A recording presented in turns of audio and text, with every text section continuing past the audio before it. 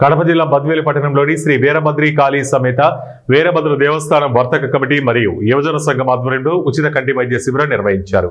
ఈ సందర్భంగా నిర్వాహకులు మాట్లాడుతూ శ్రీ శ్రీనివాస కళ్యాణ మండపంలో శ్రీ వెంకటేశ్వర అరవింద కంటి ఆసుపత్రి వారి సౌజన్యంతో ఉచిత కంటి వైద్య శిబిరం ఏర్పాటు చేశామని, ఈ అవకాశాన్ని ప్రతి ఒక్కరూ వినియోగించుకుని వైద్య సేవలు పొందాలని వారు కోరారు. పరీక్షలు నిర్వహించి అవసరం ఉన్న వారికి అద్దాలను ఇవ్వడం జరుగుతుందని, అలాగే కంటి పొర, కంటి శుక్లములు ఉన్నవారికి అదే రోజు మధ్యాహ్నం తిరుపతి అరవింద కంటి ఆసుపత్రికి తీసుకెళ్లి ఉచిత ఆపరేషన్లు చేయించడం జరుగుతుందని వారు తెలిపారు. ఈ కార్యక్రమానికి ముఖ్య అతిథిగా urban CI Lingappa, rural CI Krishnaiah విచ్చేసి కంటి వైద్య శిబిరాన్ని సందర్శించి సంతృప్తి వ్యక్తం చేశారు. సందర్భంగా పేద ప్రజలకు ఉచిత కంటి వైద్య శిబిరాన్ని ఏర్పాటు చేయడం జరిగింది.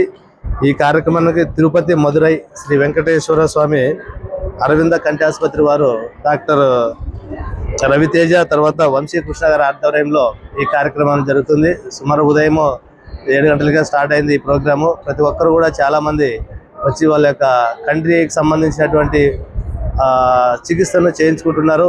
ఇక్కడ డాక్టర్స్ కూడా చాలా ప్రత్యేకంగా నైపుణ్యం కలిగిన డాక్టర్లు ఉండడం వల్ల ప్రతి ఒక్క మనిషిని క్షుణ్ణంగా పరిశీలించి వాళ్ళ కంటికి సంబంధించినటువంటి చూపుకు సంబంధించి కానీ కంటి రోగం సంబంధించిన ప్రతి చర్యను వాళ్ళు తీసుకుంటున్నారు. అదేవిధంగా ఇక్కడ కంటి ఆపరేషన్ సంబంధించి ఐడెంటిఫై చేసిన కొంతమందిని వాళ్ళ హాస్పిటల్కి తీసుకెళ్ళి అక్కడ ఉచితంగా కంటి ఆపరేషన్ చేసి వాళ్ళకి ఉచిత గ్లాసెస్ కూడా వాళ్ళకి ఇవ్వడం జరుగుతుంది.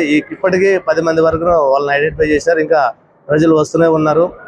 ఈ సందర్భంగా బద్వేలు ప్రజలందరికీ తెలియజేయడం అనగా ఇటువంటి మంచి కార్యక్రమాలని ఫెస్టివల్ సందర్భంగా అన్ని సంఘాలు ప్రతి ఒక్కరు కూడా ఏదో ఒక కార్యక్రమాన్ని ఏర్పాటు చేసి ప్రజలకి మధ్యతరగతి వరకు అందరికి కూడా వైద్యాన్ని అందజేసి వాళ్ళకి సేవ చేస్తారని ఆశిస్తున్నాను. అదేవిధంగా పేద ప్రజలకు సేవ చేస్తే అది మనము భగవంతునికి సేవ చేసినట్టు కూడా మనం భావించాలి.